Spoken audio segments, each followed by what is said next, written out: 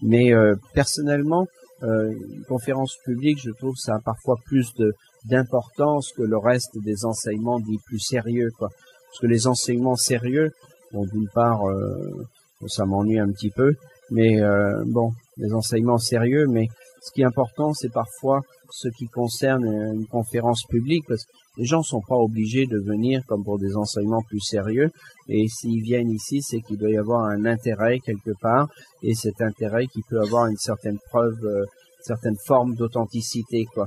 Et donc, dans un cadre de conférence publique, je me sens plus encouragé à parler de choses qui font véritablement sens, quoi. Donc c'est pour ça que j'ai pris plus de temps que je n'aurais dû.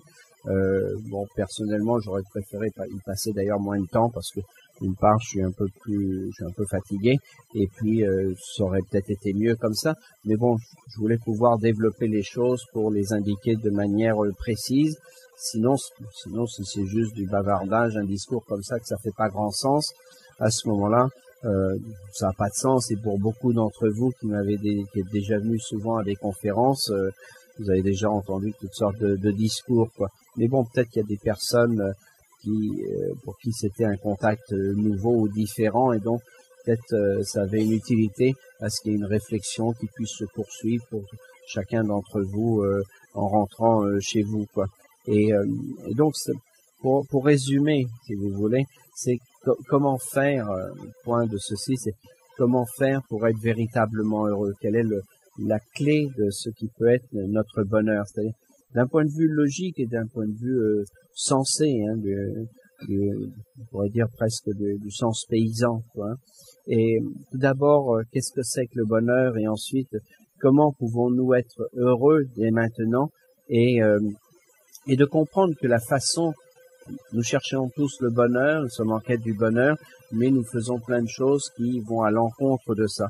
Donc, d'avoir une réflexion là-dessus et de voir que ce que nous comprenons ou envisageons comme bonheur, se traduisant de toute forme d'activité, hein. On parlait de boire, de manger, de fumer autant de paquets de cigarettes que l'on veut, et de voir que on fait tout ceci et des tas d'autres choses pour être heureux, mais toutes ces choses n'apporteront jamais le bonheur véritable que l'on recherche, quoi.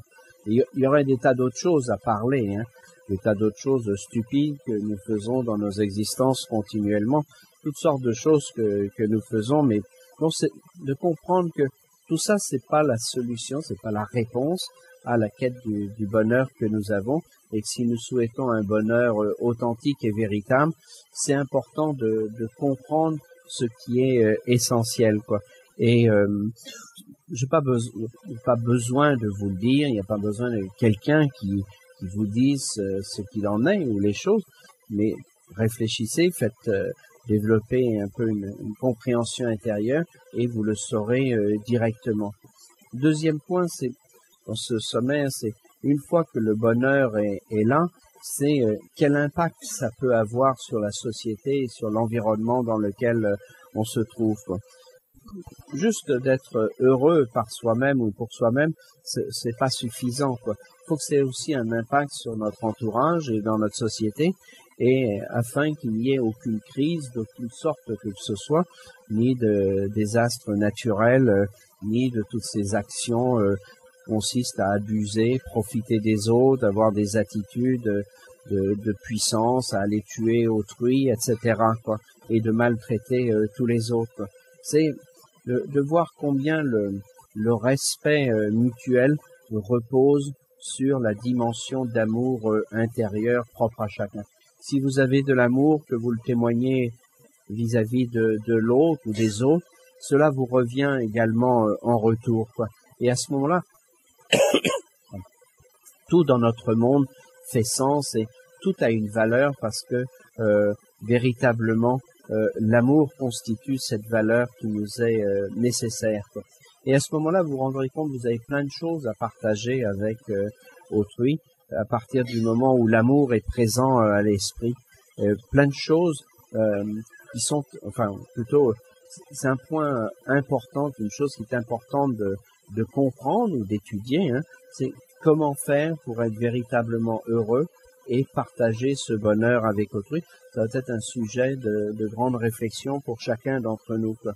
Et nous savons comment faire pour gagner de l'argent, pour être riche. Nous savons comment faire pour fumer. Nous savons comment faire des choses bien. Nous savons comment faire des tas de choses qui sont pas très bien, et nous savons comment faire des tas de choses stupides. Mais réfléchissez bien à ce sujet sur le développement de la spiritualité, et vous comprendrez par vous-même que toutes ces choses que l'on peut faire dans l'existence, c'est pas ça la réponse ou la solution à ce que nous recherchons véritablement en termes de bonheur, et que la véritable réponse ou solution, elle réside dans une spiritualité qui peut être développée intérieurement pour chacun dans un monde qui est en crise, quoi.